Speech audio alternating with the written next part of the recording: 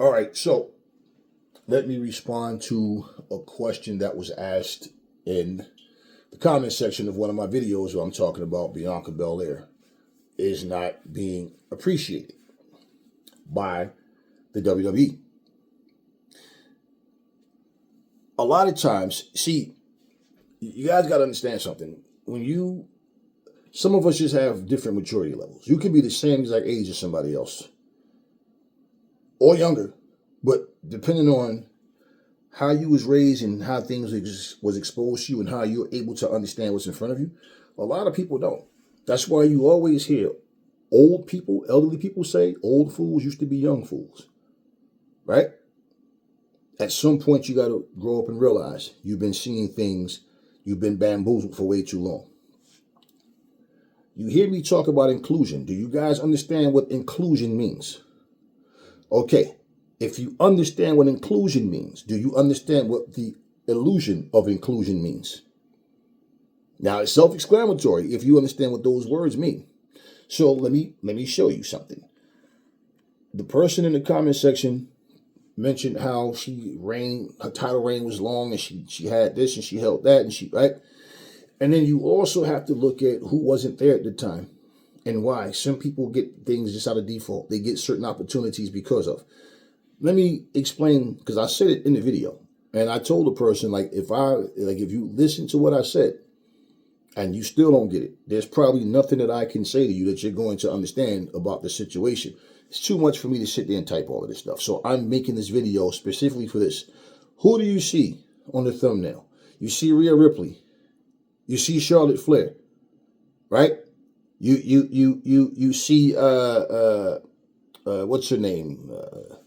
What's her face? Becky Lynch. Okay. Now, I can put Trish Stratus up there. I can put Lita up there. Okay. I can put other people who haven't accomplished as much as Bianca, but they get more praise than her. When you guys are watching this show, do you listen to commentary? Commentary. Example. How do you rate Apollo Crews?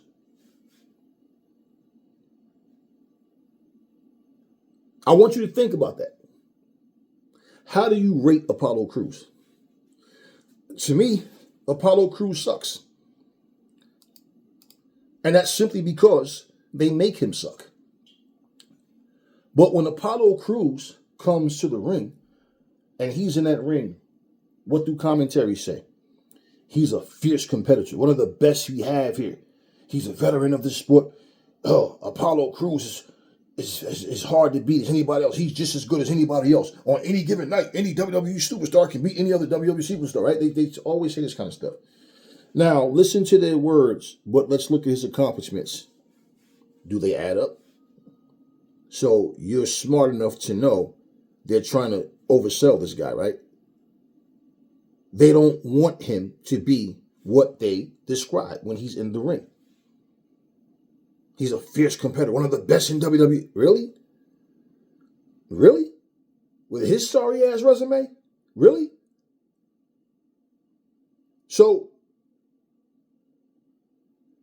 your words can say one thing about a person, but the actions show different. No. Who do you think is on anybody's list of favorite wrestlers? Whose list you think Apollo Crews is on? And even as a wrestling fan, let's say if he's on yours, do you think that the WWE treat him the same way that they treat the actual top wrestlers? Pay attention, because I'm going somewhere with all of this. I'm explaining things. I'm trying to open you guys' minds up so you understand, I see where you're coming from. I know what the hell I'm talking about. Okay. When it comes to Bianca Belair, have you ever heard commentary reference her as the greatest women's wrestler of all time? Have you ever heard them say she's the best female wrestler in the business? Have you ever heard them praise her and say it's almost impossible to beat Bianca Belair? Have you ever heard her say those things? I've never heard them say those things about Bianca. Yeah, she's the EST. She's one of the best. Yeah, one of the best. They say that. And no matter what she's done and no matter what they say, people still do not view her. Not the fans and not the fucking so-called wrestling experts. They don't view her the same way that they view Becky Lynch, Charlotte Flair, the same way they look at Rhea Ripley. They have referenced Rhea Ripley as the best women's wrestler on the planet several times. I've never heard them say that about Bianca. So with all of her accomplishments, like example, how accomplished was she before Becky Lynch came out of nowhere, showed up at that event, and then beat her like bow? Why the fuck do you think Bianca was backstage crying? You think she was happy about that? I'm so filled with joy how I lost my belt in some seconds. Has she ever dominated Becky Lynch? No. Again, Maxine Dupree beat Becky Lynch 3 times for that bullshit belt, just to lose it right back. But Bianca got dominated. And what do they try to tell you? They try to talk like Maxine Dupree is one of the best, right? Do you really believe that shit? No. They were experimenting. Let's see what happens. Let's take the belt off Becky, shock value, and see what happens. How do they respond to it? Did nothing for the ratings. It went nowhere, and they saw and heard the backlash. So what happens? All right, this isn't working. Let's take the belt back off her and put it back on who? Becky. Before Bianca got injured, you think that I forget all the boos that she was getting at these PLEs? You think I forgot about all the racist comments people made because her face was on a video game cover? All of these things that people say. Who controls the narratives, right, determines how the fans see things. Because the fans, let's be real, like 90-something% of y'all are nothing but sheep. You follow whoever bullshit sounds good to you.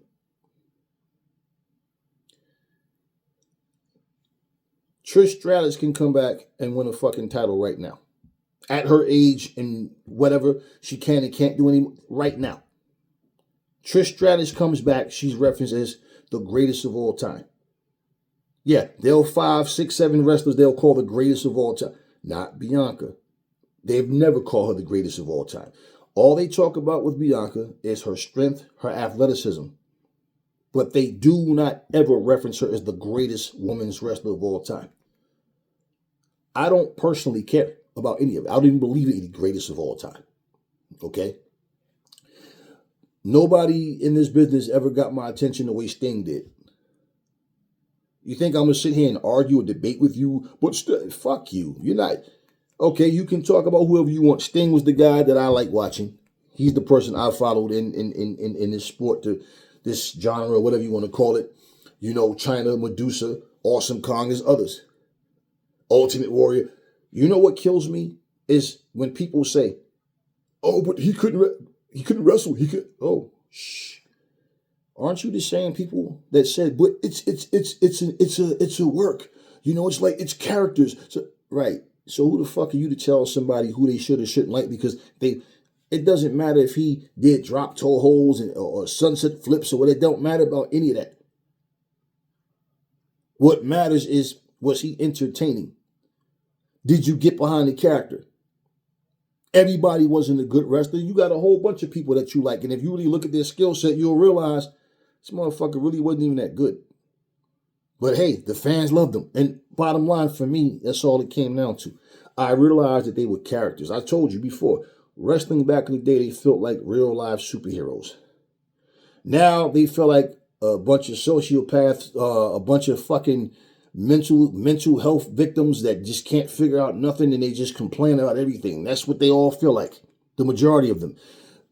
At the end of the day, this is why I tell you, when you watch pro wrestling and you try to make it real when you want to, but then when somebody make valid points, but it's just an act, it's just a work, like we don't know that. Listen, inclusion. Let me make an example of something, okay? Those title reigns don't mean shit. I'm going to explain this to you. AJ Styles was one of the reasons I used to watch WWE as well. Okay? Do you guys remember AJ Styles when he was in WCW before they went out of business? Because I do. And then I said, damn, this dude is good. And when TNA started and he was there, I remembered him from WCW. AJ Styles, as much as he's done, AJ will wrestle circles around John Cena. He's a better wrestler than Randy Orton. He's a better wrestler than damn near all of them. He can do shit that they can't do. And even at his age now, look at this shit that AJ can do. You look at any, and I'm not asking you or telling you about who you like and don't like. Go to the Ric Flairs, the Michael P.S. Hayeses, and the Zab Coulters and all of them, and you say right now, give me your top 10, 50 greatest wrestlers of all time. And I guarantee you, AJ Styles wouldn't be on any of their top 10s. Might be in their top 20 or 30, but he will not be in anybody's top 10. I'll guarantee you. So people that he can wrestle way better than, he will not be regarded the same way that those other wrestlers are. If you take anybody and say, well, this person had a better gimmick, okay, then we're not talking about bell to bell what this guy can do. We're talking about all the intangibles. Oh, they go to the children's hospital and visit kids. They help this. They do charity. See, we're not talking about that. We're talking bell to bell who goes in that ring and perform. We know that promos is not AJ Styles' best attributes. Hell, Ricky Steamboat wasn't a good talker. There's several people that wasn't good talkers. I mean, you got a lot of guys that just yell and scream, but that doesn't mean that they were fucking good talkers or what they were saying meant anything. But AJ Styles wouldn't be. He does not get appreciated for what he really brought to the table as well. He's another one I can say that about. Now, let me give you, there's several people that I can say that about. There's several people that I do say that about. Bianca is one of them. Now, let me show you inclusion, the illusion of inclusion. When we were in the 8th grade, I had a guy named Billy. We were cool. He was another guy. He called himself a wrestlehead. I don't label myself. I'm, all that bullshit. But he was one that called himself a wrestlehead, right? Me and Billy were on the wrestling team. Now, where Billy lived, that was like borderline before you get to the next town, which was predominantly a Caucasian town, okay? But to walk down from where he lived to go to the high school, because what happened was they had practices that we were able to attend, and this was like in the summer. This was like the last, towards the ending of the school semester. So the weather's nice and everything, so we had these invitations and that we could come and we could start practice early. This way, when we start freshman year, we already in their system. And also it helped them to see the development and who's who and okay, where we are from then to by the time school start and whatever, your progression. And that was to get people interest because you got 4, 5, 6 different schools in the same city, right? Intermediate and elementary. So now they got all these different people, so they don't have a problem with the wrestling team, right? Well, to get down to the school, Billy had to walk through the Black and Latino sections. You understand what I'm saying? And Billy was truly a coward. Now, there's a guy named Roger, and what was the other guy's name? Wayne. When we got out of elementary school, I would go around, get my little sister, walk her home, check in, let them know everything. Okay, cool, and I'm going to practice. Billy, Wayne, and Roger would walk with us. Okay? Stay with me. What ended up happening was this. Billy, every time I would go to Billy's house, right? Because, mind you, I don't have to. My house at the time was 3 blocks down. Yeah, 3 blocks from the school. So I could walk from the school to my house in under 10 minutes. So I would walk my little sister home, walk back up, go out there, ring Billy's bell. Oh, hey, how are you? Oh, yeah, he'll be right there. Now, I didn't think nothing of it the first time. But if you're going to be upstairs 5 or 10 minutes, bro, but here comes Roger and Wayne with Billy. Second time, I didn't think nothing of it. Why? Because they all lived up that way. Then the third time, I'm like, okay. What got my attention was this. Not one time did his mom say, hey, oh, you know what? Yeah, come on up. No, I'm outside. Now, Billy's white. Wayne is white. Roger's white. And I'm sitting here like, okay. And I kind of got irritated. I got, because I'm like, I don't want to make this a racial thing. I don't want to make this something that is not. But I'm also not going to be bamboozled by some shit. And it stayed inside of me because Billy, Wayne, and Roger been in my house several times. They've eaten in my house, right? Hell, Billy spent the night. And we down there playing video games and chilling, right? So we had a lot of fun. Nobody ever bothered them. They were around me. Stay with me. The illusion of inclusion. So around that fourth, fifth time, that's when I said, okay, this is bullshit. And I'm like, nah. So I said to Billy one time, I said, Billy, let me ask you. I said, you know what?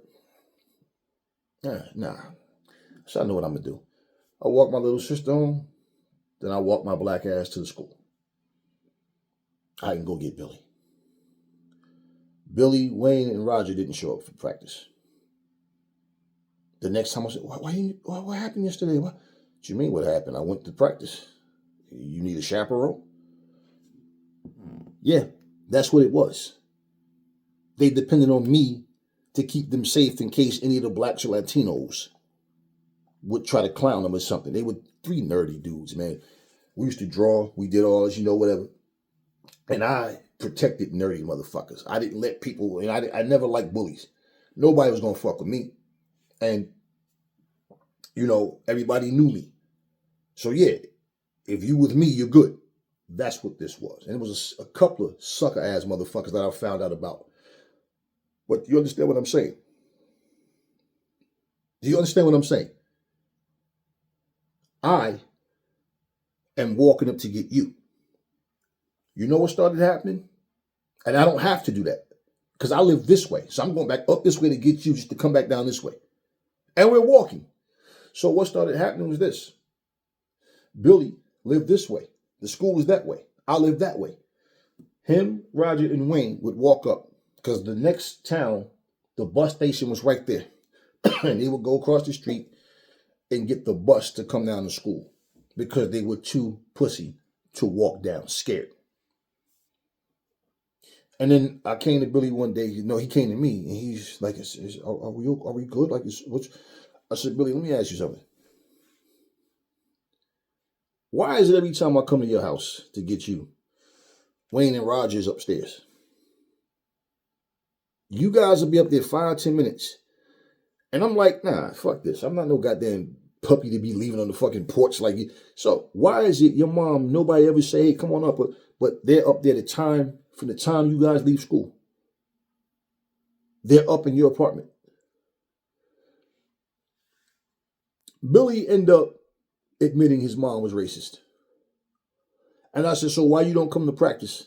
Or why all of a sudden y'all getting the bus now? And he said, it's a rough neighborhood, man. And I said, oh, so I was protection to you, huh? Now, he knew I was right. And you know what Billy did? He apologized. Not that he was looking stupid. He said sorry. But this motherfucker literally wrote a letter to me, like apologizing for, he know it was wrong. And he didn't, he felt embarrassed. And he was hoping that I didn't feel any kind of way. But he felt stupid because he knows his mom is racist. And he felt like, she didn't let anybody in the house that wasn't white, basically. And that's what he wrote in the letter. And he said that, he was apologizing and blah, blah, blah. Whatever. Okay. So bottom line is, if you see us, imagine somebody going, man, those dudes are real good friends. You can tell, you see them all the time. It was cool. It was cool. But see, it's like, nah. Yeah. And I never went to get him again. And then what ended up happening was his mom got tired of giving him bus money to jump on the bus. So, all three of them end up quitting the wrestling team. So that's what you call the illusion of inclusion. Another situation I can give you, right, is where There was a family, same thing, where what happened was their house was like, there's a park we used to go to, and there was two ways. Well, there was several ways. Like three ways to get in the park in terms of an entrance. But where they lived, it was like towards the back entrance, and it had one of those tall, like metal fences with spikes on the top, green fence, almost like a picket fence, but not a wood fence. And so they had a basketball hoop in their backyard, but they had, because they took the basketball hoops out the park. So when we would go up there, right, this is another guy named Wayne, a white family. I never liked eating at people's houses, nothing personal. I'm just that type of person. I don't like spending the night at people's houses or eating at people's houses. Nothing personal. If it is a personal thing, then yeah. Okay, depending on the situation. But no, it's just me. I just rather be in my own place. But what happened is this. We're playing basketball, right? And so outside they had like a park style bench with the park style tables and all, big wood. Now, would you like such and such a thing, right? But I noticed something, right? All the white kids that was sitting there was eating with their actual china, their silverware. I got a plastic fork and a paper plate and a plastic cup. All of us, I guess, the only person lived there was Wayne and his sister. They were the only, and Wayne's sister had a thing on me, but she wouldn't, And the truth came out about that later. All right, follow me, y'all. Pay attention. So I'm sitting there, and I'm noticing it. But again, here's a situation where I don't want to make this more than what it is. But it just looked weird. There was a second time when and his sister was like, stay. Because like I said, she liked me, right? But we're sitting there and the same thing happened. The mom comes up. Hi, guys. Right? So, me. And now it's a guy named Terrell. He's black. I'm black. The white kids are eating off their china, their silverware. Me and Terrell are eating off paper plates. And I said, nah. And then five more people said the same thing. That anytime it's like they give you paper plate, but all the white kids are eating. Now, is it just a coincidence? Later on, like I said, it's another guy named Wayne, like the same Wayne, another guy named Wayne. His sister liked me. His sister told me one day, she's like, I really want you to be my boyfriend. I got the biggest crush on you, and I'm shy, and I don't know how to say it, so I'm just going to say it.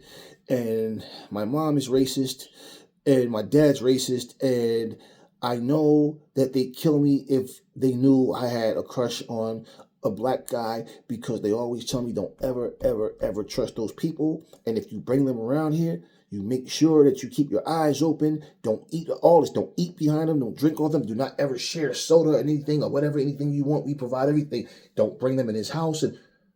And guess what? All the white kids that was there been in their house. I didn't. Terrell didn't. The other black kid, none of us. Truth comes out. You see us sitting there. Imagine looking at a picture and people going, oh, that's cool, man. Look at that. Look at the diversity at that table. Not realizing, see, that's the illusion of inclusion. No, we weren't being treated the same. Now, let's take this. If you're a parent, you have two kids, and let's say one of your sons, let's say you buy your sons the same exact type outfits. You spend the same amount of money on both of your kids. But one you pick up and hug all the time. I love you, my son. The other one, hey, good morning. Oh, it's time to eat, guys. Make their food. The kids are sitting down, but you come up to one, right? Are you treating that son the same as the other one? You guys understand where I'm going now? Now, you can say, I love both my kids the same. But if people are observing, they'll see it like, nah, he clearly shows more affection to that kid. He's always hugging him and all this and everything. He's not affectionate with the other kid. He doesn't treat him the same way. He doesn't talk to him the same way. And even though you're buying them the same things, you're spending the same kind of money. If the treatment isn't the same, you don't think that kid's going to pick up on it? So even though you are including him in things that you guys are doing, you clearly lean towards another one and it's showing favoritism. This is where people don't understand what they're seeing when they're looking at the illusion of inclusion. Bianca Belair has done so many things. Bianca Belair has been in situations where she made the match exciting. Her presence being there is why the match went the way it did. Look at how they talk about Tiffany Stratton right now. Most people, and I'm one of them, believe they really wanted to try to make Tiffany Stratton like the next Charlotte Flair. She got injured a couple of times. So it took her off the shelf and they had to rethink what they were going to do. But let's think about something. Tiffany Stratton is not better than Jade Cargill. Do they have different styles? Yes. All because this chick does a freaking moonsault. Look at her skill set and her move set other than that. What does Tiffany Stratton do that's so impressive? To me, nothing. She's just another wrestler. No better than Jade Cargill. Look at how many times Tiffany Stratton has defeated Jade Cargill before Jade finally beat her. And again, what happened? Tiffany got injured. So even when they decided to finally give Jade Cargill the belt, let's just look at Jade Cargill's matches before then. Let's look at her matches now. Let's look at where she stands right now. And she's finally getting there with Rhea. And I said, she needs a Rhea. She needs a Charlotte or a Becky. And she needs to win. And it's better that it's Rhea. Why? Rhea's younger, she's fresher, and basically bigger stars than Becky and Charlotte. More of a fan favorite than Becky and Charlotte. So it's a bigger statement if Jade beats Rhea. Now, she needs to defeat any of them for her title reign to mean anything. There's other stars that's going to come up, but if she can't say she beat the best that they have out there, what does her title reign mean? Look at how they talk about Alexa Bliss. Look at how they talk about Liv Morgan. You guys hear it, but it goes in one ear and out the other. They talk like these wrestlers are, whew, they will compliment Bianca Belair. Her athleticism, her strength. That's what they do with all black fucking wrestlers. How high they can jump. How athletic they can jump and do a 360 in the air. They can do, yeah, that's what they always do. See, when you come from a generation where you've seen all this shit already, and you've seen it recycled and spit back out and recycle, you see it where other people still haven't grown to pay attention to what they're watching.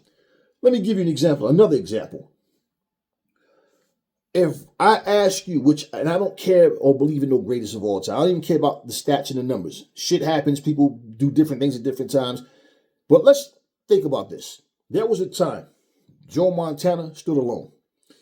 And then he had John Elway and he had Dan Marino. But Joe was still top of the line. Now, they would talk about what advantages one quarterback had over the other or whatever. But all together, when you put it all together, Joe Montana was that guy. Now, they made comments that black quarterbacks wasn't as good as white quarterbacks. Black quarterbacks scrambled too much. While the white quarterback would stand in the pocket, hear that motherfucker running up, throw the ball, bow, get his helmet buried into his back, concussion. Now he's knocked out for the rest of the season and the team struggles and sucks. Whereas the black quarterback is like, fuck that. Nobody's open. This motherfucker's coming. It's not like, oh, I got 3 men open, but I'm just going to run. No. They did what they did to survive not getting sacked. And not to mention how many times did they scramble and return or scramble into a 20, 30-yard game. But we're going to overlook that because, well, he has more rushing yards, a lot of rushing yards. But as a quarterback, you want to pass the... No. Look at how these quarterbacks ended up so fucked up, and you looking like, well, damn, they're in the pocket. They're not, on the line or the running backs. Yeah, because they get hit repeatedly. And if you have a crappy offensive line, you know what's going to happen, right? Now, they're talking about Montana. They're talking about Dan Marino, John Elway. They're talking about Steve Young after he came after Montana, Troy Aikman, right? Jim Kelly. 4 years straight, the Buffalo Bills ruled the AFC, lost all 4 Super Bowls. But hey, so they're talking about them, and we're like, so where does Warren Moon and Steve McNair fit in? Where, where's Randall Cutter? Where are these guys at? Oh, well, yeah, they're great too. Oh, you got to remind them why. So now what happens? You got all these quarterbacks that they have up there, top of the line quarterbacks. Montana, Dan Marino, John Elway. Then all of a sudden, you look, where is Warren Moon or Steve McNair? Where's Donovan McNabb? Got them all on the bottom. You understand what I'm saying? Oh, but they put them on it right at the bottom. The illusion of inclusion.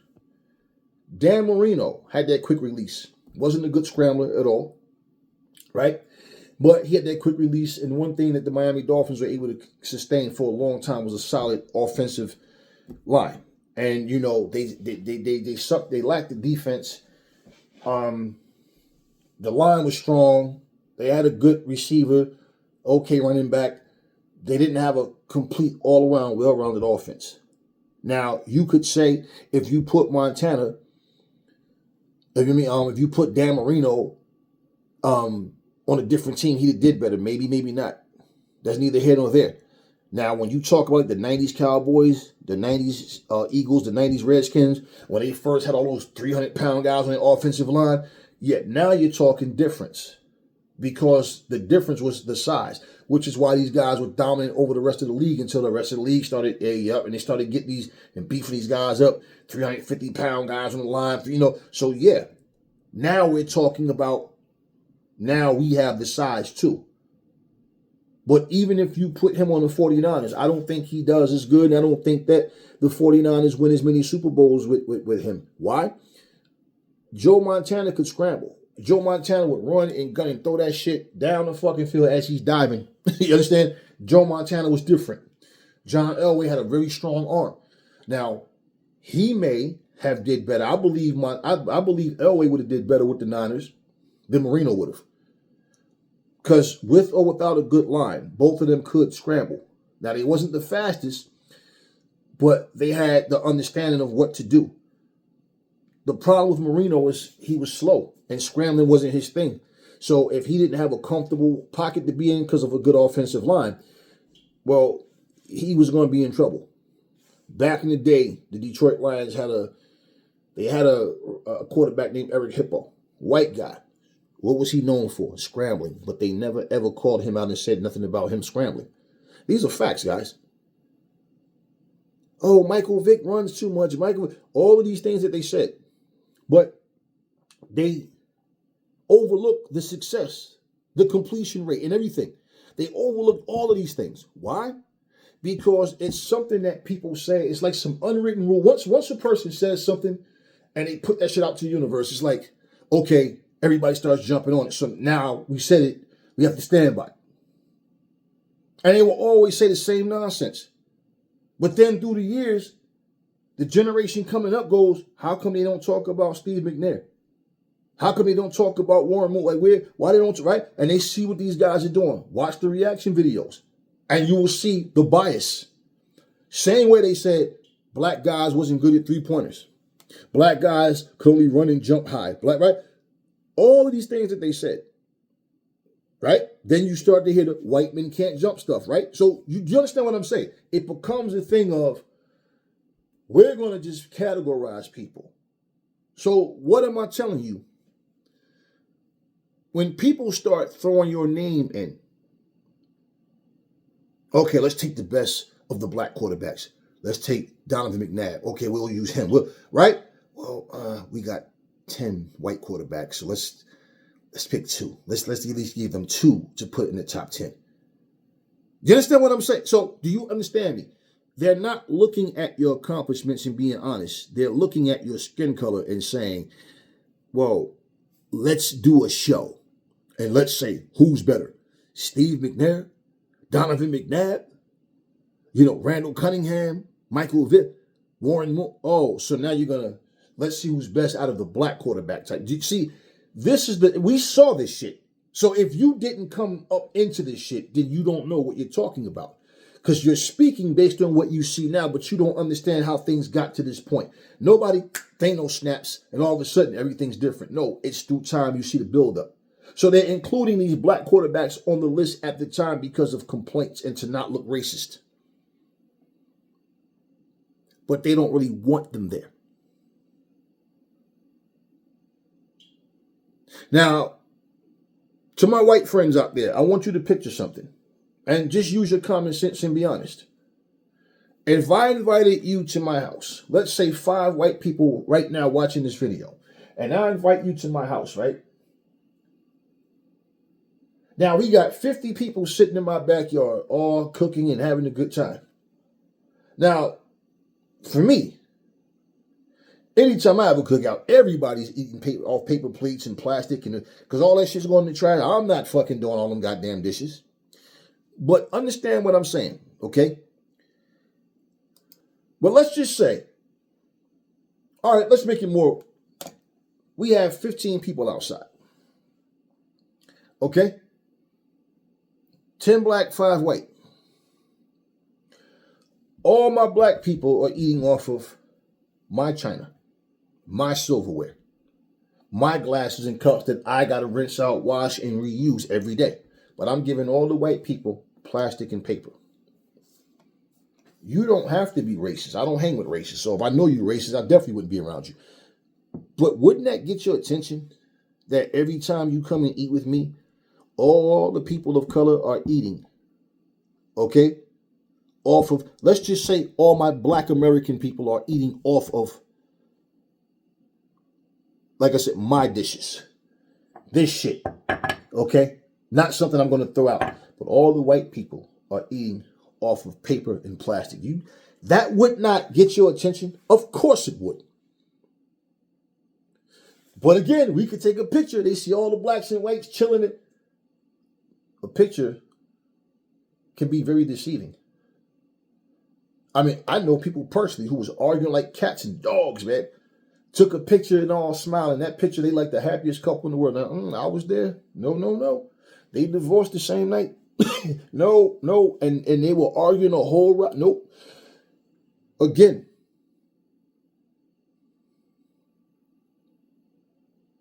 Somebody could look at that picture and say, damn, you notice the 5 white guys eating off plastic and paper, but all the other black people eating off of hard china. And, well, maybe they ran out of dishes. Who knows? True.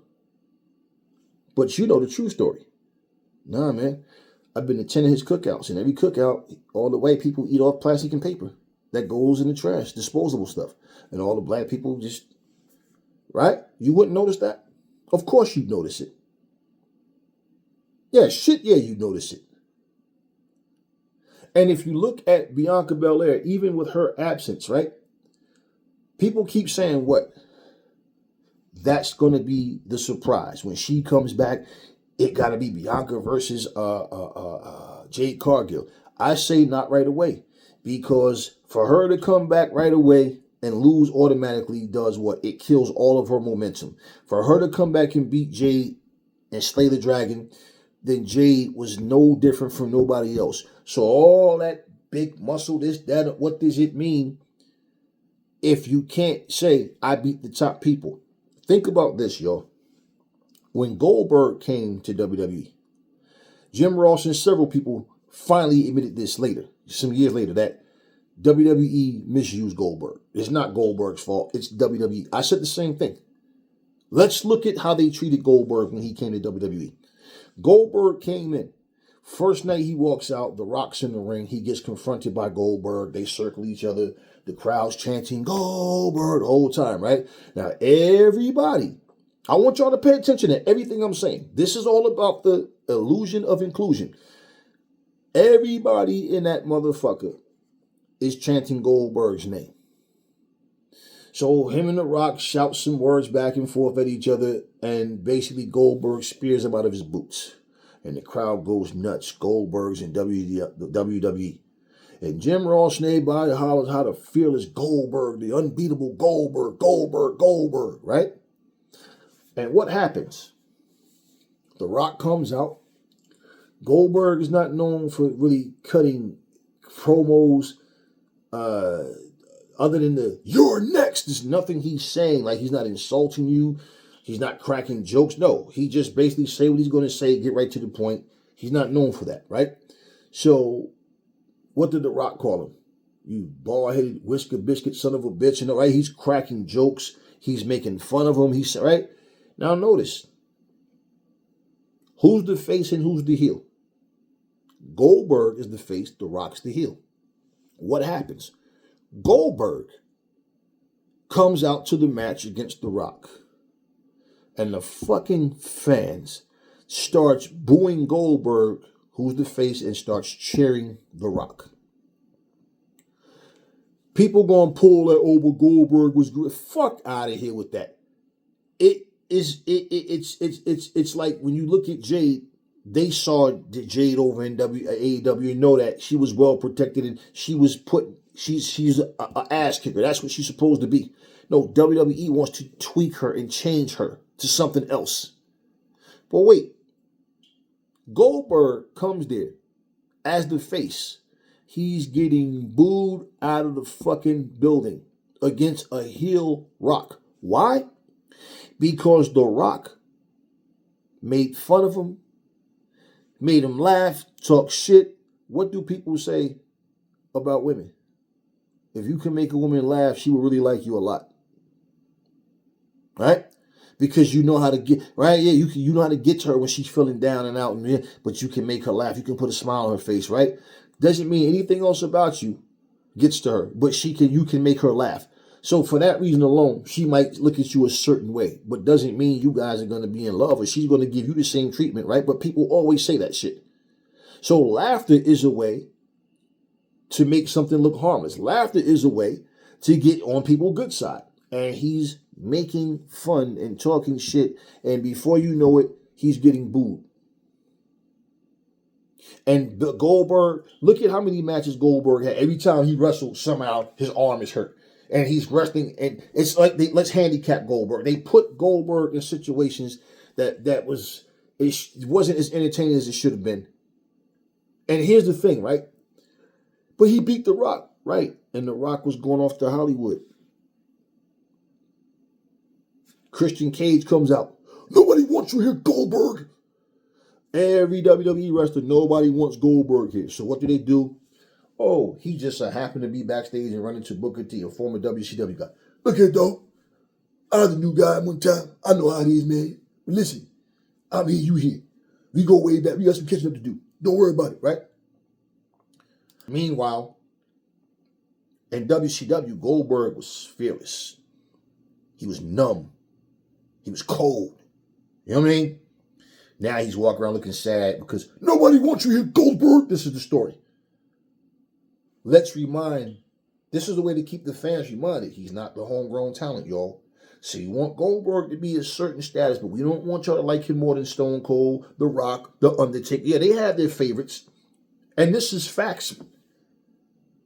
So the illusion of inclusion. Well, Goldberg had he had several title reigns. But know who he never beat? The Undertaker. Even the match he had with Kane was interrupted. Remember the smoke came up and Taker came out. They both just rolled out the ring. Now all of a sudden Goldberg's intimidated by Undertaker. Who the fuck? This motherfucker wasn't intimidated by nobody. Not the Giant, nobody. But he's all of a sudden intimidated by Undertaker. See, this is what I'm telling you. I saw how they misused Goldberg. How they put him in crappy scenarios. I saw the shit. And all the people that finally got bold enough to tell the truth said the same thing. It wasn't Goldberg's fault. WWE misused him simply because he's a WCW guy. And it's like, we're going to use him, push him to a certain stat. This is what WWE does. Triple H just said to you guys a couple months ago, he doesn't want any wrestler to be bigger than the company. They dictate the narrative. They try to control what you think. This is what I'm telling you guys. So basically, they got Stone Cold want to drink a beer with Goldberg, right? Look at Goldberg's intensity in WCW. I challenge any of you. Go back and watch him in WWE and look at him in WCW. And you'll go, damn, I do see what he's talking about. Yeah.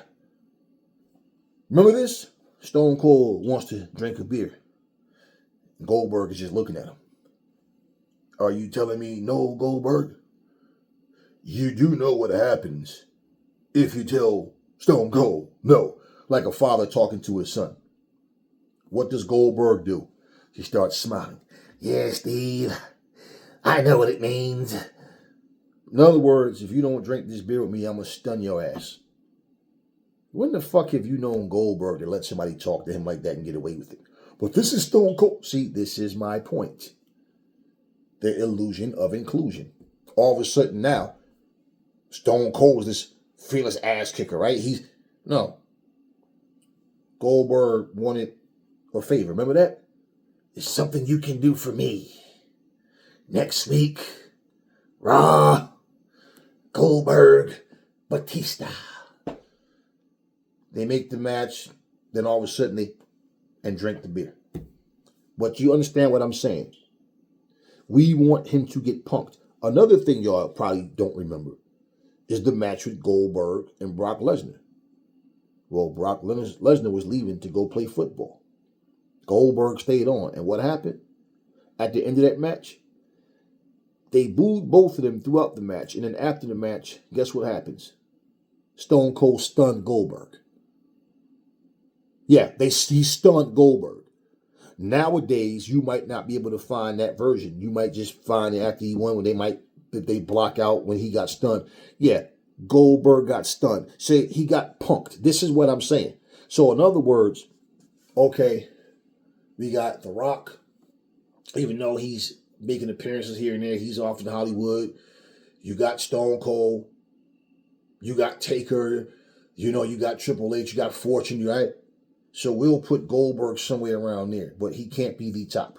So even with the belt, do you understand? You're still not getting the same treatment as a Stone Cold, as an Undertaker. But he beat The Rock, yeah, because The Rock was leaving for Hollywood. And even still, this is how they fixed it. They play mind games with you. So you see something a certain way, but you don't see it for what it is. You can take a big ass painting and put it on the wall, and something on that painting can get your attention. And oh, Dad, you know what that remind me of? Remember that park we used to go to? They had a mountain that looked like that. And yeah, right. And then all of a sudden, that just gets your attention. Years later, you realize this is real. What I'm telling you is real. Years later, you can look at that same painting and start realizing there's a whole lot of shit on that painting that you never paid attention to because you were so focused on one thing that you saw. And this is what these people do. They never wanted Goldberg to be the number one guy. The fact that you're holding the WWE Championship, they may say, because of that, he's the best in the world because he's holding that. But they know how to break you down and how to get the fans' interest off of you. And they've never, ever called Bianca Belair the best women's wrestler in the world. And they'll say something like, some people say, or try to, no, what do you say? Don't tell what some people, what do you say? And that's what I'm telling you guys. It's the illusion of inclusion. And that causes confusion. So don't walk around the rest of your life like you got a bunch of contusions. And I didn't mean to make that rhyme. But at the same time, this is what I'm telling you guys. That is what they do. Floyd Mayweather defeats Manny Pacquiao. Max Kellerman finds a way to say, Manny Pacquiao is greater than Floyd Mayweather. Max, shut your bitch ass up. Well, Floyd is a champion in 5 weight classes. Manny Pacquiao is a weight. He did it in 8 different weight classes, right? But when he fought Floyd, he got his ass whooped. He got beat by Floyd. So how the fuck are you greater than somebody that you can't beat?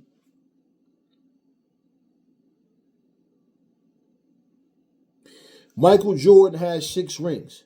For years, you kept hearing all the LeBron fans trying to give you more excuses as to try to say LeBron is better and why, right? And they seem to try to make you think that through eras of time, all of a sudden, these athletes are better. Bullshit. I got some 65s right here on this fucking floor. I curl them bitches like they're 25s. And the 25-year-old will pick them up. God damn, I can't do this shit yet. But you the same size as me. Yeah, but yeah. I will still go on the fucking basketball court and smoke these motherfuckers out their boots. Still knock motherfuckers out in the ring. So don't tell me nothing about what you can and can't do at a certain age or what. This is what I'm talking about. It's in their minds they want to believe this shit. A guy like John Morant who's won nothing. He's better than Jordan. The team he's with was better than the Bulls. And they have nothing. They've won nothing. They don't have the hunger for the game. Today's athletes want to be celebrities. They want to be something that they're not. They come out there crip walking and shit, twisting their fingers up, throwing up gangs. See, all of this shit. So this generation, this is what they know. Why do you think somebody watched the historical Michael Jordan Bulls mixtape and go, yo, every other play, God, oh my God, oh, this, hell no, man. This motherfucker shot it behind. Nah, Mike was dirty. I didn't know that nigga was hooping like that. Well, if you don't know, how can you say LeBron is better? Talking what you don't know. And what do they say? Oh, LeBron comes up with the whole, this is ring culture. No, this ain't no ring culture. You coined that phrase for the simple fact that why? It took you 5 extra years to finally catch and surpass some of Michael Jordan's stats. So if Jordan played for 20 seasons like you did, you still would be way off the mark. And it took you 5 extra years. Common sense people don't use. Not to mention, if stats matter, right? And it took you 5 extra years. Well, damn, he got 6 rings.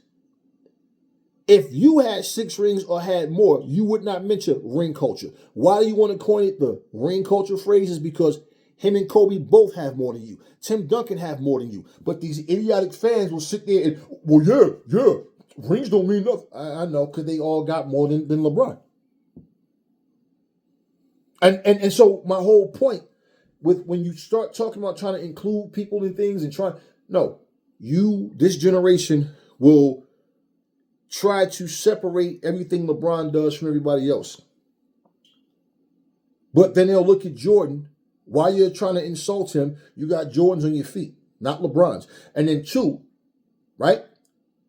If they get roasted enough in their comment sections, they'll try to include Jordan in their top 10 or some shit. Like, as if, who cares? You think Jordan care about how you feel? You guys make more of a big deal. Jordan don't care about that. Jordan did what he did. He moved on with his life. And he's still successful in life doing what he does. He doesn't care about this shit. But these idiotic fans do. So the illusion of inclusion comes down to people trying to make a situation look better than what it is or pretend that they are a fan of something or they like something more than they actually do. This is what I'm talking about, though. Now, I took the time to make this video so everybody listening can understand where I'm coming from. And understand when somebody's seen more than what the fuck you've seen, it's good to just sit back and listen and understand. There's things that you guys speak on, but you don't look at everything. It's just like another perfect example. Any of you guys love to go to like the amusement parks, out to the beaches and stuff and all that, like the boardwalks? You know what you see every single time you go? Unless you're not paying attention. Because I know every time I go what I see, every single time. Not most of the time, not some of the time, half the time, every time. I always see an elderly couple sitting on a bench somewhere, watching the ocean, sharing an ice cream, hugged up, somewhere showing affection and love to each other. The younger couples, the dude is walking over there on his cell phone, taking selfies and doing shit. His chick over there doing her selfie. Booty cheeks all out, even though she ain't on the beach. But, they're all whatever, right? That elderly couple have seen all different walks of life. And you know what that elderly couple probably never was? They probably was never the young people going, suck my dick, you bitch ass nigga. Fuck you, bitch. Oh, eat my ass, bitch. They was probably never that couple. And you know what they notice? They'll see kids talking all kinds of ways and nobody's, hey, watch your mouth. I said, elderly, you got elderly people around. Hey, we got kids out here. Watch them. No, nothing. No respect. No integrity. You understand? No respect for others, not for themselves, nothing. No regard for other human, nothing. And they see the changes in life and it pushes them further away from people to where they don't really see what's going on in the world so much. I mean, other than the news, but they really just stay away from everything. You understand what I'm saying? So they've lost touch with that. All they have is each other. If you came up in a household where your parents divorced, what went wrong? If you are divorced, what went wrong? Why did this elderly couple make it? Why do we only see old people together that look like they're in love? What does all this mean? It means simple. People paid attention to what it takes to keep a relationship healthy and strong. And they could have had ups and downs, but they loved each other enough to stay together and work that shit out, right? Nah, fellas, I'm gonna have to chill with y'all tomorrow or something, man, or whatever. Hey, I'm with my lady. Hey, yeah, no girls' night out for me. Look, call me tomorrow. We'll get together during the day or something, or what, right? Cause no, they're not putting you before their woman. No, she's not gonna put y'all before her man. Not today's generation. Today's generation is all about, nigga, you got money? My bills got to be paid? Bitch, I don't live with you. What the fuck you mean? Women tell you shit now like, if my man leads me correctly, I will grace him with my presence. I will cook and I will grace me with your bitch. If you don't get, are you kidding me? Different day and time. If you want to know what to do to make your relationship work and you don't think you can talk to somebody in your age group, talk to one of these elderly couples and I guarantee you they will give you, this is what worked for us. This is how we did, right? And it might sound corny to you. Why? Because we just don't do those things anymore. Let's just be real. If Jade Cargill sucks and all it takes is for her to give you attitude and say, I'm that bitch, and that's what gets a crowd erupting, does that mean now she can wrestle since y'all say she can't? Is she acceptable now because she say she's a bitch? And you understand what I'm saying? Back in the day, Queen Latifah made a song talking about self-respect. Oh, everything was different. But it's like the more resistance you gave, the more people changed and started doing exactly what was disrespectful and degrading. So now you got women walking here calling themselves bitches. Dudes walking around here calling themselves, yo, I'm a thought, yo. Why? Because Pop Smoke said it. Dudes walking around here calling themselves simps. Dudes walking around here calling them doing real zesty type shit. Soft, sensitive. It's a different time. So you got people now feeling as though being feminine is the cool thing for a man. I see movies. There's some women, some female assassin. She's all 120 fucking pounds. Some people break in the house. Her husband never knew all this time that she's an assassin. The kid don't know. The husband's in the corner like a little bitch holding his son sick, scared, shaking, shivering. Motherfucker, you all of 185 fucking pounds and your little 120 pound wife is kicking the shit out these. No, it's the whole feminist movement. Women smacking the shit out of men in movies. I saw a movie where these motherfucker two dudes was crying like babies because a chick decided she ain't want to be. No, please. Gosh, man, I took my remote control. This motherfucker right here. I can't watch this shit, man. Well, what happened, Aries? Bro, these motherfuckers are belittling and degrading black men and men, period, and feminizing them. And we are in an era of time where men are walking around wearing Crocs and toe-strap sandals with their toenails painted and toe rings and ankle bracelets and doing the same shit as females, wearing this shirt with a knot in the front, and your woman is walking holding hands with you, and she's okay with you men wearing booty shorts, men wearing little tights on it. Why? Because she gonna take you home and bend you over and peg your ass, because that's what you are. So you dudes don't know nothing about masculinity. Dudes are wearing bangs in their hair, little curls hanging down, and waxing their eyebrows and doing feminine shit. Men are sitting there giving cosmetic tips and all and how to do this and that. It's a different time. People in general don't understand common sense. They don't know what being rational is. Their generation gives them a whole different meaning of what masculinity is. Women are masculine. Look at how Rhea Ripley walked. Let's be real. And I'm not trying to be funny. I'm just telling you flat out. If you saw Rhea Ripley walking down the street and you didn't know who she was, you think she was a transsexual. I'm just being flat out real with you. You would think she's a transsexual. You wouldn't be sure. Like, yo, her back wide as fuck. She got broad shoulders. You understand what I'm saying? She, like, wait, what the fuck? And the way she walks. She doesn't have femininity. She's very masculine acting. Because today's women have a different appeal and approach. Think about this. Way before the WNBA, way before females started fighting, back in the day, that shit was forbidden. Like, women ain't supposed to do that. That's how it was treated, right? So if you came up in that era when women wasn't doing that, I'm pretty sure a whole lot of them people going, what the fuck are these women doing?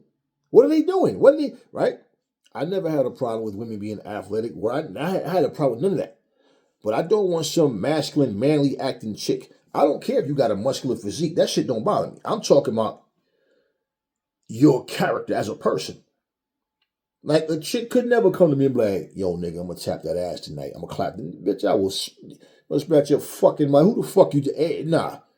But you dudes probably start blushing. She then pinching your ass, smacking you in the ass, and you stop. Different day and time. So something simple as the illusion of inclusion, it escaped a lot of people because they look at the accomplishment. But they look at how she's treated. Look at how they talk about her. You guys know sometimes you break up with a woman. That woman keep talking about this guy to you. It's because she still got feelings for him. She's still hurting by him. And all it takes is for this nigga to see her somewhere. Baby, I'm sorry. You know, I fucked up. I know this is my fault. I know it. I'll settle down with somebody else, and so did you. I know it, baby. I know it. But listen, I'm sorry. I wish things could be different. I wish it. Then he started holding her hands, and she's staring at him. She's staring at her. Little tears start to come down her fucking face. And baby, I'm so sorry. He wiped the tear away. He kissed on the forehead or some shit. They staring. The next kiss is on the lips. They're staring. Next thing you know, they're tonguing at each other. They're hugging. They're squeezing. And all of a sudden, they never lost each other's number. She come home to you like nothing ever happened.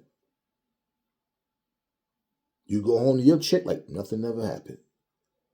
And either one of y'all may find yourselves, as soon as you start getting into an argument with your current, you start acting weird, and they, what is going on with you? Why? Right? Nothing. Just right. No, because you know what it is. You're feeling it for that person again. And as soon as your chick start getting on your nerves, text, I'm just thinking about you, heart emoji or some shit. She texts you back, I was just thinking about you too. I miss you so much, heart emoji. I was just wondering if one day, when you can, we can just meet up. I really need to see you. I miss you so much. And I thought that I could, hold off, but I can't. Me too. I'm free Monday. Now y'all done hooked up, got together. And one thing led to another, and y'all fucking somewhere and all of it, right? Right? Now, let's just take it like this, fellas. Let's say that this is what your female is doing to you. But she come home, clean that pussy and a little booty hole out, brush, gargle, clean herself up. You and her sitting there at dinner, hugged up somewhere. You have no clue that when you were at work, she was out here sucking the dick of her ex-boyfriend, licking his balls, getting dicked up her booty hole. He's sucking on her toes and licking her everywhere. And oh yeah. Oh yeah, you have no clue. He done came on her mouth and she telling him this his pussy and whose ass this is yours. She reaching back and spread them cheeks. You ain't never went up in that booty hole. But he did, and you have no clue. And now she's giving you attitude. Why? Because she missed him. She's getting frustrated. Why? Because he's with somebody else and she's stuck with you. So now the more she miss him, the more she take an attitude with you. And you trying to figure out what the fuck is going on. And in this generation, you niggas is probably, baby, I don't know. I love you. I just feel like we're not spending no time. Now she get a little sympathetic, baby. You ain't got nothing to worry about. I just, work is stressing me out. Any little bullshit, you in there cooking for her, you making bath water. You try to do everything to get her attention. And she, oh, thank you. But you can see something's not right. And you're hoping it's not somebody else because this is the pussies that you guys are now. You're praying, you're consulting with people, but nothing is changing. And the only thing that might change is if, let's say that this motherfucker gets caught or almost gets caught, right? And it ends up being a situation where, let's say, he has to pull away from her because his wife almost caught him, right? What happens? She's miserable now, but she realizes, I'm probably never going to see him again, right? So she tries to be a little nicer with you. So you guys go out again, you're taking pictures, you look like the happiest couple in the world. See, she include you in things when she want to, when she's ready to. But you're not her first priority. You're not her first choice. And now she's trying to indulge in you a little more to get her mind off of him. You just don't know that. Now, if it ever comes to a point where the truth comes out and now you find out she's been doing you dirty all this time, then you can look back. I knew something was going on, right? The illusion of inclusion. I'm going to do things at times where you feel special. You feel like I still love you, but I'm fighting and forcing myself to do this because I really want to be with this motherfucker. This is why you have to learn. And through life, when you have experiences and you go through things, you learn how to deal with it better. As opposed to somebody who's never been through it thinking, well, if that was me. Or no, if it was you, you don't know what you do because you haven't been through that shit yet. And you get stronger. Like they're saying, what doesn't kill us make us stronger? Well, that's cool when it's real. Not just some fucking cliche. Because the truth of the matter is, most people don't really learn from these experiences. They get to the point where they become selfish. They make everything about themselves. But they become exactly what they despise. So you don't become that. It's like somebody get molested or get raped and then turn around and they speak against it. They're angry about it. And I'm giving you real life stories. I'm not even telling you, this is not hyperbole. This isn't hyperboles, okay? I'm telling you like real shit. Does it make sense to you? Well, a woman gets her stuff stolen, right? They take it from her. She's pissed off. She hate that guy. He's a no good piece of crap. And rightfully so, she has every right to feel that way about him. But this chick is letting guys gangbang her, whether it's for money or just because she just wanted that feeling. She got 8 dudes jacking all over her, all right? How does this, wouldn't that make you not want to be touched? Somebody gets violated by the same sex. They hate that person. That person did this to me and did that to me. But because of that experience, now you like the same sex. Now, wouldn't that make you turned off by it?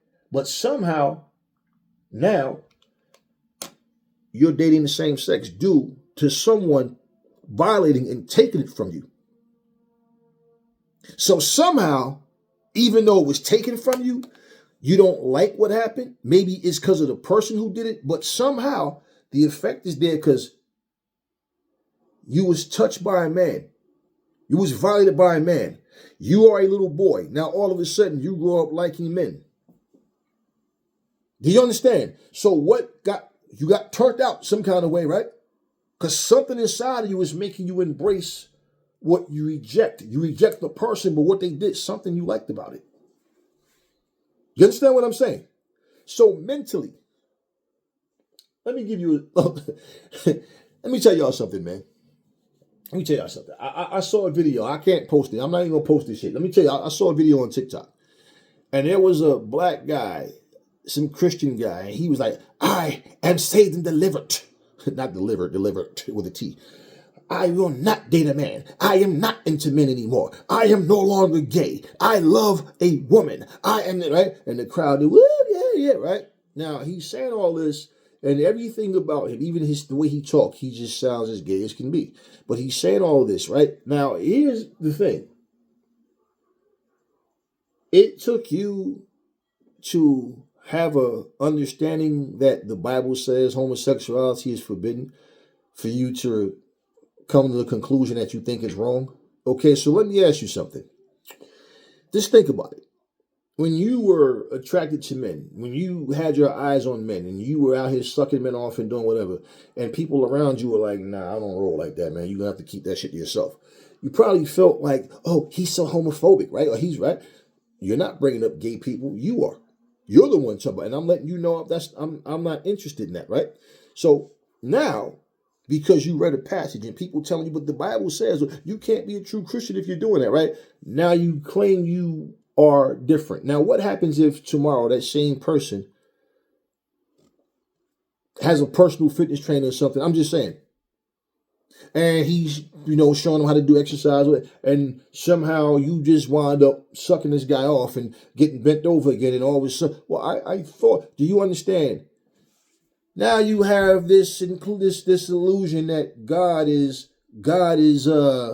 in your life now, and God changed you, right? And everybody's amen, hallelujah, amen, amen, right? Okay, now you said all of that, and I'm delivered, and this and this, and God told me that, right? Well, 2 videos later, this is real shit. It's right on TikTok. Go look it up. 2 videos later, I know what I said, but sometimes when you see a person and you think you're over them, but when you see them, you realize this feeling's still there. So now we have no self-control, right? And you want to know why this guy did that? Why he came clean and said what he said about, messing around with the guy? Because he got caught. And he knew that people was going to go back to his church and tell, oh, I seen it. He's still out here, right? See, so you had this illusion of the inclusion of your so-called savior. He's good now. See, God's in his life. And everybody, yeah, right, testimonies and all. And you right back to the same things. I'm actually having fun talking about this. I hope you guys enjoy the video. But I made this because not only the one person that asked me, I want other people who may have that same thought. Well, how? I don't understand. No, it's what's real. People include, it's like affirmative action. Huh? Oh, well, we have 10 black people on staff. Soon as Trump said this DEI shit and put that shit in motion, what happened? Look at all these companies start letting people of color go all of a sudden. What does that tell you about them? That was the illusion of inclusion the entire time. Why? Because guess what? Just because he says you don't have to, why would you just start letting people of color go? Why? Why? Yeah, just saying, y'all. Just saying. Just saying. Nah, you like, fuck all that. The fuck am I going to fire? Nah, fuck Trump. Nah, immediately. All right, they say ICE come here to get illegal immigrants. How come I don't see them arresting no German people, Polish people, Russian people, Turkish? I'm just, why is it only Latinos? Why are they coming to black neighborhoods looking for black Americans, and they tell you, man, I'm American, I'm a citizen with you, and got the guns on the threat, all this, right? Why? When they say illegal immigrants, the illusion of inclusion is illegal immigrants. But you don't never see them sending nobody back other than Latinos. Yeah. Why is that? So to end this with Bianca Belair, everything I've said, I've touched on it before, and I did just again in this video. Bianca is not talked about. Ask Zeb Coulter, ask any of them motherfuckers. Just who you think right now. Who you just say, give me 10 of the top female wrestlers of all time. And I guarantee you Bianca Black ass won't be in none of these motherfuckers' top 10. I'll guarantee the only way that they'll include Bianca is if they knew ahead of time that you were testing them to see what they might try to do there. So they will be showing you, they will be displaying the illusion of inclusion just to, oh, okay. I guarantee they will go way back to the Fabulous Moolah Day, all that. I guarantee you there will be no Bianca. Damn sure will be no Jade Cargill. There won't be no goddamn Naomi. There won't be no Mercedes Moné. These are the same people. Zeb Coulter, let's not forget. These are the same people. Jim Cornette, all them. When she turned down the WWE and went to AEW, before they knew she signed with AEW, they said, Bianca, who does she think she is? Like, she thinks she's better than what she is. She's not special, right? This is the same person that gave the push and the rub to Bianca. Mercedes Moné, she's the one that gave her that push. She goes to AEW. You don't want to know what they thought? Because I'm telling you, these guys don't know what the fuck they be talking about. They just give you their opinions based on their bias. They had no clue that AEW was going to sign Mercedes Moné. And what they thought was that there's no way that AEW has more money. Bullshit. They fucked around and found out, didn't they? Let's not forget, when they re-signed Swerve to an extended deal and gave him more money, what did WWE say? This is not good for business. What you mean? They showed you that desperation even then. Why? Well, because because you know now, damn, he have an extended contract. That's the thing. As soon as you get somebody hot in your company, their contract is up, think about it. 3 years' time, a lot happens because you got a big roster. Maybe we can persuade to get him back. Nope. And they didn't like that. Because now, for us to get Mercedes back, for us to get Swerve back, that means we got to outbid you motherfuckers. We're not willing to pay them that money you're paying them. And then when they realize, damn, AEW can pay them, they even paying them more. They don't realize AEW has a machine behind it as well now. Now, they know now. But what happens is, they assumed if WWE isn't going to pay her what she's asking for, there's no way AEW is. But two, they didn't know what the fuck they were talking about. They assumed that. Mercedes told you why she chose AEW. Just like when Swerve told you why he chose AEW. Tommaso Ciampa told you why he chose AEW. All these different wrestlers that leave WWE, they reject WWE. These old farts sit around running their mouths like they know everything about everything. They don't know nothing that's going on with AEW's creative. They don't know who Tony is sitting down with. Tony tells you what he needs you to know, and everything else is basically just enjoy the show. Stop worrying about all the who's doing this and who called the show. Fuck this. Just sit back and enjoy the show. The more you know, the more you look to criticize. The more you look to tear down. That's just people's bullshit, fucked up nature, right? So all of these people that was telling you that Mercedes isn't as good as she thinks she is, are you fucking stupid? Are you fucking stupid? Mercedes is probably the very best, definitely one of, if not the very best out. She's that damn good. Toni Storm, you have so many talented female wrestlers out there, but no, they want to tell you who's who based on where they are. So if they're in the WWE, let's just take that roster. We don't have to look at AEW, NWA, MLW, New Japan, Stardom, nowhere else. And you idiots sit there and go for it because you have no direction. You're a bunch of sheep and they'll lead you right off the cliff. And this is why they do it. And plus, Somebody's opinion is their fucking opinion. But Mercedes can go in that fucking ring. Plain and simple. So they can talk all the shit they want, man. But I'm sitting here and I'm looking at the fucking talent AEW has, and I'm like, wow, man, these motherfuckers got some shit, boy. And I'm going to tell you, if it turns out that Mercedes, that Bianca Belair decides me and Montez is not going to re-sign, and they end up popping up in AEW, she's not going to really say too much because, see, they don't want to burn bridges. That's what people do. But I'm looking at her age, like I said, and I'm looking at what she's done so far, and I'm telling you right now, she don't get the same thing Becky Lynch get. She don't get the same thing Charlotte Flair. No, she don't. She doesn't get that. And like I said, they'll take Apollo Crews and tell you how much of a fierce competitor he is. He's as good as anybody. Yeah, right. Yeah, his win-loss record shows that. Yeah, his mini title reigns tells you that. Right. So they pick and choose who they want to tell you about. They want to make you think everybody. That's why when they say, in pro wrestling, you will hear this from every company. On any given night, anybody can be anybody. But does it actually happen that way?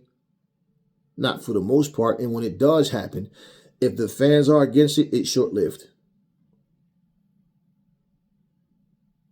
So, Bianca Belair, what you see with her is the illusion of inclusion. Yes. Yes. I'm not telling you fans don't like her. I'm not telling you she's not number one on somebody. I don't care about that anyway. But what I'm telling you is the powers that be in WWE and outside of WWE, people with all these opinions, these podcasters, no, they do not put Bianca Belair on the same fucking pedestal as Becky Lynch, as Rhea Ripley, as Trish Stratus, as Charlotte Flair, as Lita. They do not put them on that same fucking, they do not. Fabulous Moolah, any of them. You watch any documentary, you watch any series. They just did a motherfucking little shoot on Liv Morgan. So I'm a 6-time women's champion. I'm this, I'm like, they're really beefing her up. They're really beefing Liv Morgan up, right? They don't do this same thing for Bianca Belair, man. And let's just be real. We've seen Bianca Belair. She do a lot with kids. She do a lot with a lot of inner city kids as well. And you see Bianca Belair, a lot of kids out there dressed like Bianca. They used to do the same thing. Remember, before Bianca, okay? And this is how you know they used Bianca to replace Mercedes. Mercedes Moné, the kids out there wearing the boss shirts, the little girls had the glasses on, like everything. And Bianca picked up where Mercedes left off. And you see the EST stuff, it's the same thing. She come out there dancing with her little, Mercedes. Did Mercedes Moné? What did she come out with? Her little, right? Okay. And Bianca comes out. Do you not understand that? Therefore, okay, she's going to take Mercedes' spot. And she beat Mercedes. So us losing Mercedes won't be the end of the world. And it didn't end right there. But that was her replacement. See, because I told you guys, everybody that used the Australian stars to get the Australian crowds, the Japanese to get the Japanese crowds, the Latinos to get the Latino crowds, the blacks to get the black crowds, the whites to get the white. That's what they do. But it's not the same. Dominic Mysterio won that Intercontinental Championship, was calling himself the greatest Intercontinental Champion of all time. Michael Cole, or one of them motherfuckers, referenced him as the greatest Intercontinental Champion of all time. Please tell me you guys think this motherfucker was better than Macho Man or Ricky Steamboat or Tito Santana or Eddie or anybody that's held that. Anybody. Tell me that Dominic is the greatest anything. But the words came out of their mouths at the fucking announce table calling this man the greatest Intercontinental Champion of all time. They never called Bianca Belair the greatest anything. They tell you how high Montez Ford can jump. Oh, he can jump in the air and spin his body and do this, right? Shelton Benjamin, the best pure athlete in all of WWE. Yeah, and you guys take that as, see, it's equal. No, it's not equals. It's like a woman saying they want equal rights but expect you to pay all the bills. Every time you go eat, you pay for the check. Every time y'all go out, you put gas in the car. You pay. What's equal about that? What's equal? If you work on a job with the woman, they talking about equal rights, but every 5 minutes they got to ask you for help because physically they're not strong enough. Is that equal? You're getting equal pay, but you're doing her work for her. You're helping her. Is she helping you do anything? You see, that's the thing. That's not equal.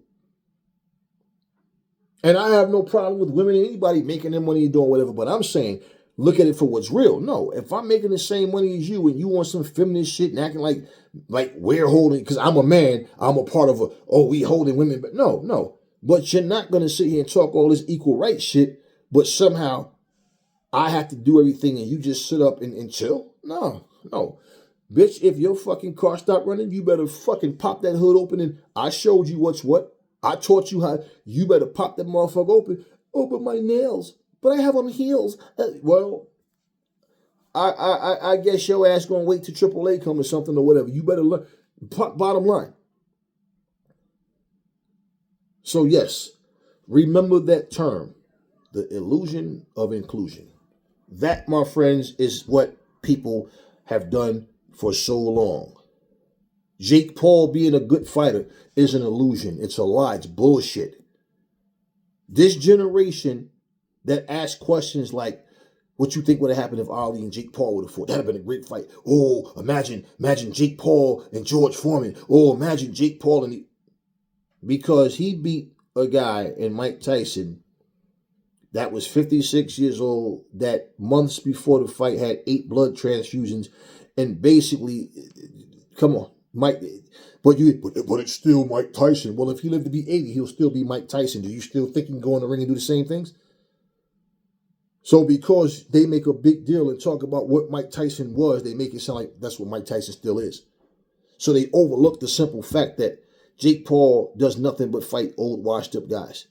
And most of them MMA guys. So when he gets beat and gets knocked, gets dropped and get his jaw broken by Anthony Joshua, they find some delusion of giving him credit for showing tremendous heart by what? By fucking running and falling to the fucking floor?